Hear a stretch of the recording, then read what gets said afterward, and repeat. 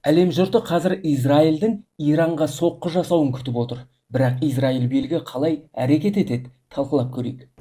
Бірінші қазанда жасалған Иранның зымыран соққысына Израиль осы апта ішінде жауап қайтарады. Бұл туралы израильдік бақ хабарлаған. Мысалы, Axios басылымына сұхбат берген израильдік шенеунік бұл жолы ауқымды соққылар болатынын айтқан. Бұл соққылар Ислам Республикасының мұнай және басқа да стратегиялық нысандарына жасалуы мүмкін. Оның ішінде әуе қорғаныс жүйелеріне де, тіпті ядро нысандарына да соққы жасалуы мүмкін екені айтылады. Шенеуніктер айтқан тағы бір ақпарат бойынша Израиль нақты соққылар жасауы мүмкін. Бұл Тегеранда Хамас басшысы Ханияға жасалғандай соққылар болуы да мүмкін. Алайда бұл тізімдегі ядро нысандарына шабуыл жасау ықтималдығы өте төмен. Мысалы, Financial Times израильдік шенеунікке жасап таратқан хабарына сенсек, Израиль Иранның ядро нысандарына шабуыл жасауды қарастырмайды. Байден де Израильдің Ирандағы ядролық нысандарына соққы жасауын қолдамайтынын мәлімдеген. Алайда Израиль премьері Нетаньяхудың сөзін ұмытпау керек. Ол бізге кімде-кім шабуыл жасаса, ол жауапсыз қалмайды деген болатын. Әшкере Телеграм арнасынан осы оқиғалардың тізбесін толықтай оқи аласыз, сілтеме профильде.